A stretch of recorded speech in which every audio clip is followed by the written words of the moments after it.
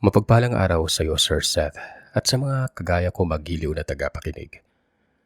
Ako si Apple, 43 taong gulang na sa kasalukuyan. Ang karanasan ko ay nangyari 15 taon nang nakalipas. Pero bago pa man ang karanasan ko na iyon, ay marami ang pangyari sa aming lugar na usap-usapan tungkol sa hindi kayang ipaliwanag ng siyensya. Sir Seth.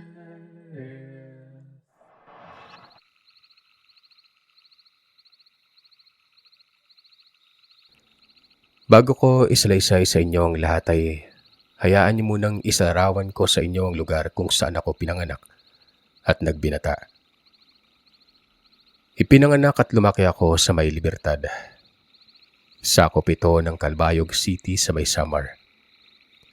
Pangingisda ang pangunahing hanapbuhay ng mga residente sa aming lugar. Ito din yung hanapbuhay namin ng aking tatay na tawagin na lamang natin sa pangalang Bilo. Nasa bahay ang aking nanay naman na si Naomi. Pangalawa ako sa aming 4 na magkakapatid. Ang kuya Boyet ko noon ay may sarili ng pamilya at kasalukuyan na itong nakatira sa probinsya ng Capiz. 2 babae naman ang sumunod sa akin na sinaming Guy at Mimi. At dahil puro babae ang kapatid kong naiwan sa bahay kaya ako na ang katuwang ni tatay sa paghahanap buhay noon. Dahil sa hindi naman malaki ang pamilya namin kaya maayos kaming nakakaraos sa araw-araw. Kahit kaming 2 lamang ni tatay ang naghahanap buhay. Kagaya ng ibang sender ay talamak din sa lugar namin ang usapin pagdating sa mga bagay at pangyari na kailanman ay hindi maipapaliwanag ng siyensya. Pero nangyari ito at pinaniniwalaan namin itong mga residente. Isang araw, habang abala kami ni Mengay sa pagbibiyak ng isda na nahuli namin ni tatay, naibababad namin ang mga isda na yun sa suka na may paminta at asin. Ibibilad namin ito sa araw para gawing daing nun. Binibili ito kay nanay ng suki niya sa bayan. Ganito ang prosesong ginagawa namin sa daing nang sa ganun ay malasa at hindi madaling masira. May biglang napasugod sa bakuran namin. Humihingi ng tulong. Ayon sa kanya, hinahabol daw siya ng aswang. Muntik pa akong matawa dahil sa umagang-umaga pa lamang ito. At sa pagkakaalam namin ng mga panahon na yon, hindi naman lumalabas ang aswang tuwing umaga. Yun nga lang, hindi mo maitatanggi na talagang puno ng takot ang itsura ng taong pumasok sa bakuran namin at humingi ng tulong. Dahil nasa labas din naman si tatay ng mga panahon na ito at nagtatahi ng mga butas ng aming lambat. Kagad niya itong pinaupo sa kanyang tabi.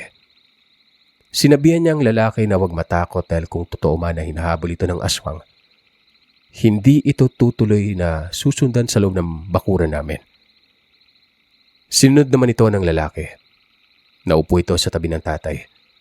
Habang ako naman ay tinitingnan ng pinanggalingan ng lalaki para alamin kung may nakasunod pa ba dito. Pero wala naman akong nakita na sumusunod sa kanya. Ang nakita ko ay isang matandang kuba. May buhat na sako na tila ba may laman na mabigat na bagay.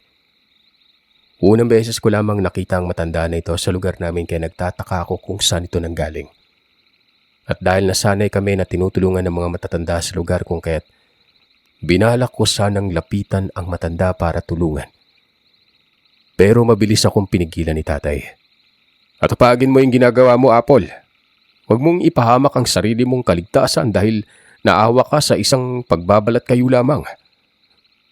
Wika sa akin ni tatay.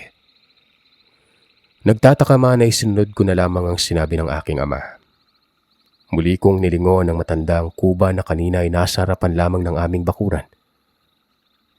Bigla na lamang itong nawala. Nagulat na lamang ako nang nakita ko na nasa malayo na ito at tila ba hindi naman kuba pag gumalaw. Napatingin ako kay tatay at tanging tango lamang ang tinugon niya sa akin. Habang ang lalaki naman ay nakita pa rin sa itsura nito ang takot. Namumutla na tila ba nangihina kung kaya't mabilis itong inalalayan ng aking ama para makapasok ng bahay.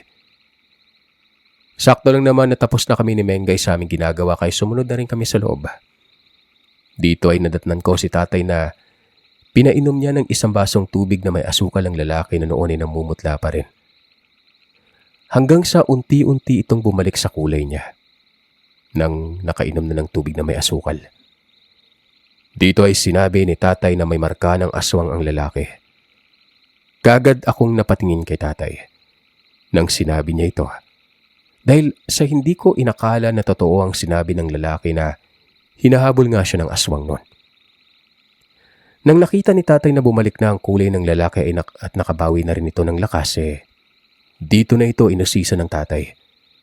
Tinanong niya ang lalaki kung saan ito galing at bakit hinahabol siya ng nilalang.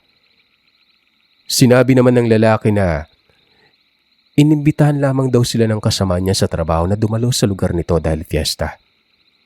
Ayon sa lalaki, dalawa sila ng isa niya pang kasamaan sa trabaho ang pumunta sa lugar.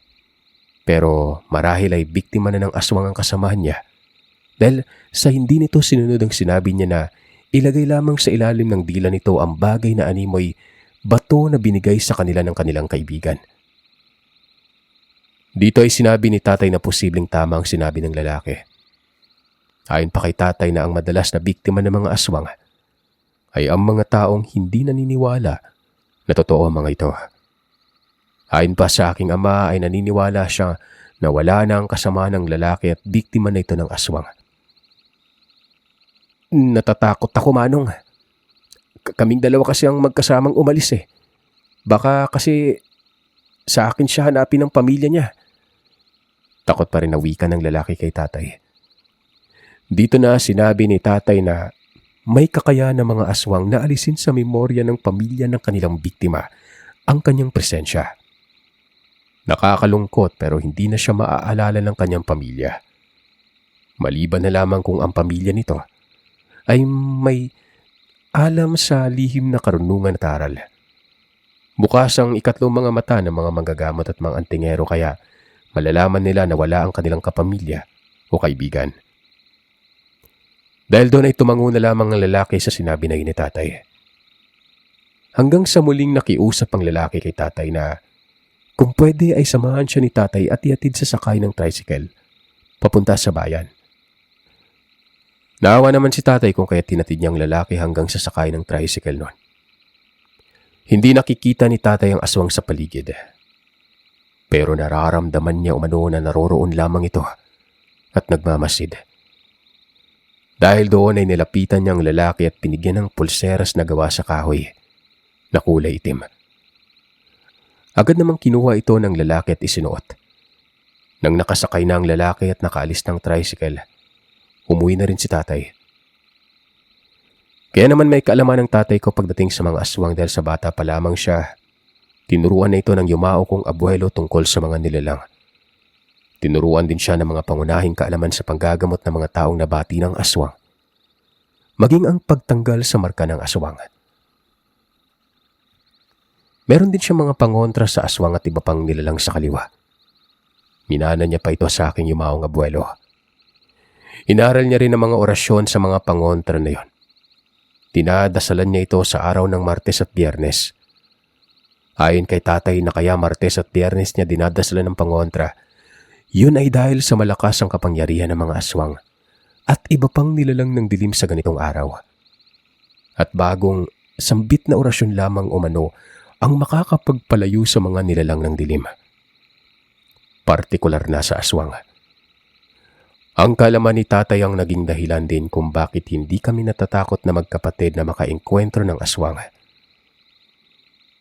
Isang araw, inutusan kami ni inay na umigib ng tubig na inumin sa kabilang sitio. Gamit ang maliit na kariton na ginagamit namin sa paghahakot ng tubig. Magkasama naming binagtas ni Mengay ang daan. Pagdating namin sa balon, maraming nakapila. Naroroon din ang ilang kakilala namin na nakatira din sa sitio kung saan kami nakatira. Dito ay muli kong nakita ang pamilyar na mukha. Tila ba ito ang lalaking kuba na nakita ko kahapon na dumaan sa bahay? Nakaramdam ako ng pagkailang. Tiningnan ko si Mengay. Nakita ko naman yung kapatid ko na tila ba nakikiramdam lamang din. Nakahalukip-kip pa ito habang naghihintay sa aming pila. Katabi ng balon na pinagkukunan namin ng tubig na may inom ay ang balon kung saan naman naglalaba ang mga tao. At sa oras na ito, 2 buntis ang dumating sa balon, dala-dala ang kanilang labahin. Nakita ko pa kung paano nangislap ang mata ng matanda. Animoy naka-jackpot ito ng mga oras na yon.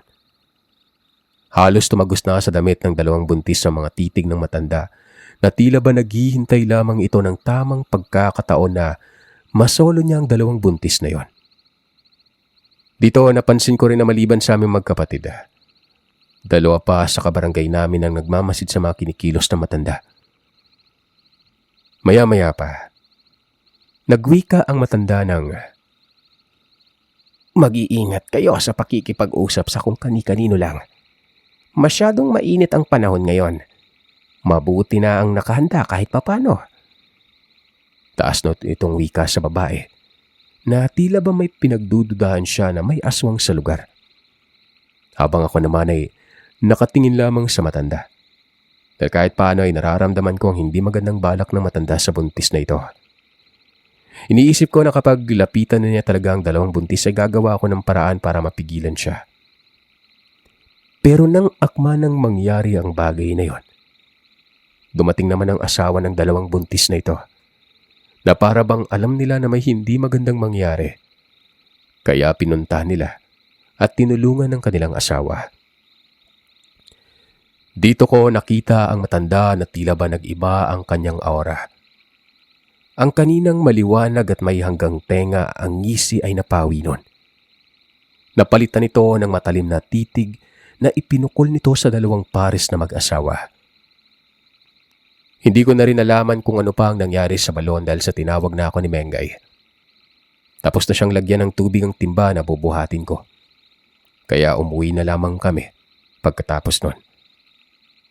Bali naiwan pa sa balon ng mag-asawang naglalaba. Hanggang sa may humagupit na unos sa aming lugar, Sir Seth. Isang malakas na bagyo ang sumalakay sa lugar at iba pang karatig lugar namin. Halos marami sa mga tawang nasira ang bahay. Nagsilika sa mga residente pero kami, nanatili lamang kami sa aming tahanan. Masasabi ko na hindi naman delikado dahil sa malayo naman kami sa pangpang ng dagat at matibay naman ang bahay namin. Kung kaya't mangilan-ngilan lamang kaming mga natira sa baryo na hindi lumilikas noon. Sumapit ang hating gabi. Hindi naman malakas ang ulan pero may kalakasan ng ihip ng hangin. Ganun pa man ay maayos naman kami sa loob ng bahay. Pero nagulantang kami nang nakarinig kami ng mga pagaspas ng malalaking pakpak. Maya-maya pa ay may bumunggo sa bahay nila o namin na animoy napakalaking hayop noon. Lalabas sana si tatay para tingnan kung ano ang nasa labas pero pinigilan siya ni nanay kung kaya tinayaan niya na lamang ang tunog na ito at mga pagaspas na pakpak. Tumagal ito ng nasa 3 minuto sa labas ng bahay bago umalis. Hanggang sa narinig na lamang namin na lumayo na mga pagaspas na malaking pakpak na kanina lang ay paikot-ikot sa tahanan namin. 3 minuto ang nakalipas nang may narinig kaming mga nagsisigawan nun. "Boses ni paring Argos yun ah," patanong na wika ni tatay. At ang tinutukoy po niya ay ang kapitbahay namin na nakatira na may 100 metrong layo mula sa bahay namin. Maya-maya pa, may boses ng babae at mga bata kaming naulinagan na papalapit sa bahay. At dahil doon, naisip ni tatay na baka lumikas ang pamilya nila Mang Argos papunta sa bahay kung kaya't dali-dali niyang kinuha ang buntot ng pagi na nakasabit sa dingding at mabilis na lumabas ng bahay para saklolohan ng pamilya nila Mang Argos na nasa labas. At dahil ayoko din naman na mapahamak si tatay kung kaya't mabilis din akong kumuha ng itak at sumunod sa kanya. Sinubukan pa akong pigilan ni nanay pero sinabi ko sa kanya na walang masamang mangyari sa akin. Pagbukas ko ng pinto, ay siya namang pagdating ng asawa at 3 anak ni Mang Argos. Mabilis ko silang pinapasok sa bahay at kaagad na sinundan ko si tatay. Sa hindi kalayuan ay natatnan ko na nakikipagbuno si tatay sa nilalang. Hinahampas na ito ng buntot pagi at siya namang pagsigaw ng nilalang ng malakas. Nakakatakot ang boses nito na animoy, pinaghalong tunog ng hayop na baka at pusa. Garalgal ang tinig ng nilalang na nagdudulot ng hilakbot sa aking pakiramdam. Amoy ko din ang nakakasulasok nitong samyo na nakakapangbaliktad sikmura. Amoy karning nabubulok at maasim. Dahil sa umaatras ng nilalang palayo kay tatay kaya naisipan kong magtingin-tingin sa paligid para hanapin si Mang Argos. Kagad ko naman itong nakita na nakaupo sa tabi at sapu ang kanyang dibdib. At sapo ang kanyang tagiliran kung saan may sugat at malakas ang pagdugo. Walang pagdadalawang isip na nilapitan ko ito at mabilis na hinubad ang kanyang damit. Tinalian ang tagiliran niyang may sugat. Kagad ko rin itong inalalayan para makatayo at maialis ko siya doon sa lugar. Hanggang sa tuluyan ng lumayo ang nilalang. Si tatay naman ay pinuntahan ng kinaroroonan namin ni Mang Argos. At tinulungan niya akong maitayo ang Ginoo at madala namin ito sa bahay. Maraming dugo ang nawala sa Ginoo dahil sa ginawa niyang pakikipagbuno sa nilalang para mailigtas ang kanyang pamilya. Abot-abot din ang pasasalamat nito sa amin ni tatay dahil sinaklolohan namin siya sa kabila ng madilim na kapaligiran at masamang panahon. Huwag ka muna masyadong magsalita, pre. Malakas pa yung dugo na lumalabas sa tagiliran mo. Uwi na muna tayo sa bahay. Wika ni tatay sa Ginoo. Tanging pagtango na lamang ang nasagot ni Mang Argos. At pagdating namin sa bahay, pinagtulungan nila nanay at tatay at asawa ni Mang Argos na linisin ang kanyang katawan noon at gamutin ang kanyang mga sugat. Mabuti na lang at malakas din ang Ginoo kaya hindi ito napuruhan ng nilalang. Ayon pa kay Mang Argos na yun na rin ay dahil sa mabilis na pagsaklolo ni tatay umano. Dahil kung hindi pa nakarating si tatay sa tamang oras, marahil ay napatay na siya ng nilalang. Dito ay nagwika si tatay na bukas ay malalaman namin kung sino ang aswang na sumubok na biktimahin si Mang Argos at ang kanyang pamilya. Sa ngayon, kailangan muna naming makapagpahinga dahil na pagod na rin kami sa nangyari. Bago matulog si tatay, meron siyang ginawa sa buntot ng pagi na ginamit niya sa paggupit sa aswang kanina lang. Habang ako naman ay hindi mawala-wala sa isip ko ang mga nasaksihan kong pakikipaglaban ni tatay sa nilalang. Hindi na pinakita ni tatay sa amin kung ano ang ginawa niyang pag-orasyon sa buntot pagi. Ganun pa man, alam kong inorasyonan niya ito nang sa ganon ay tuluyang manghina ang aswang na kanyang nakalaban. Kinabukasan, tuluyan ng humupa ang sama ng panahon. Ganun pa man ay panaka-naka pa rin na pag-ulan at may banayad na samyo ng hangin. Bago pa man sumapit ang tanghali ay may pumunta sa bahay at nagpaalam na may pinamimigay na ayuda sa barangay. Mabilis kaming pumunta ni tatay sa barangay kasama namin ang asawa at anak ni Mang Argos nang sa ganon ay makakuha din sila ng pinamigay na ayuda mula sa gobyerno. Habang nakapila, muli kong nasilayan ang may edad na lalaking nakita ko sa balon. Noong mga nakaraang araw, may benda ang braso nito. Nanghihina ang lalaki na yon na nung nakaraang araw lamang napakalakas pa nito habang nakikipag-usap sa dalawang buntis na naglalabas sa balon. Walang ano-ano ay lumingon nito sa akin. Mataman ako nitong tinitigan na masama. Pero sa halip na matakot ay sinalubong ko ang tingin nito sa pamamaraang kalma. Pero siyempre may katapangan din. Buo ang loob ko na makipagtitigan sa nilalang. Dahil alam kong ito ang nilalang na nakalaban ni tatay kung sinalakay nito si Mang Argos. Nakita ko kung paano napawi ang pagngisi sa mga labi ng lalaki at napalitan ito ng panghihina. Dito ko na naramdaman ang pulseras kong suot na umiinit at nananalaytay ang init nito sa kalamnan ko. Pagkatapos nun, napansin ko na lang na lumayo na sa akin ang lalaki. Kung kaya't hinayaan ko na lamang ito. Maya-maya pa ay lumapit na rin sa akin si tatay. At nang tingnan ko ang lalaki ay mabilis na itong naglakad palayo sa lugar. Naisip ko na marahil ay hindi iwasan nito si tatay kaya ito umalis. Nang nakalapit na si tatay sa akin ay nagwika ito ng, mukhang may balak pa yatang makapangbiktima dito yung demonyo ah. Kita mo? Nangihina na siya. Sigurado akong hindi nagagaling ang mga sugat ng demonyong yun. Iindahin niya ang sugat niya habang nabubuhay siya. Mahabang wika sa akin ni tatay. Hanggang sa nakuha na namin ang ayuda na para sa amin. Pero bago pa man kami umalis sa lugar, nag-usal si tatay ng mga buhay na salita. Hinihip nito sa hangin.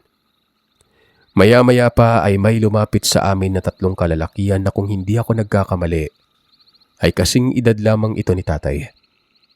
Dito nalaman ko na mga antingero ang 3 kalalakihan na ito. Nang araw ko lang din na yun nalaman na dating kasamahan pala ng mga ito ang aking buting ama. Pero hindi na sumasama si Papa sa kanila. Simula nang nagkaroon siya ng sarili niyang pamilya. Dito ko lubos na unawaan na kaya pala may kakayahan si tatay na labanan ng aswang at nagamot niya rin si Mang Argos. Yun ay dahil sa talaga namang may alam siya sa may lihim na karunungan. Antingero eh. Hindi na namin muli pang nakita ang lalaking aswang pagkatapos ng pangyaring ito. Mabilis naman na nakarecover si Mang Argos. Nasira ang ilang bahagi ng bahay nila kaya pinagtulungan na namin itong ayusin. Hindi na namin nakita ang lalaking aswang. Pero nanatili pa rin sa bahay ang 3 kaibigan ni tatay sa loob ng 1 linggo. Sinigurado na lang hindi na makakabalik to ng aswang na nagbalak mang biktima ng mga residente sa lugar namin.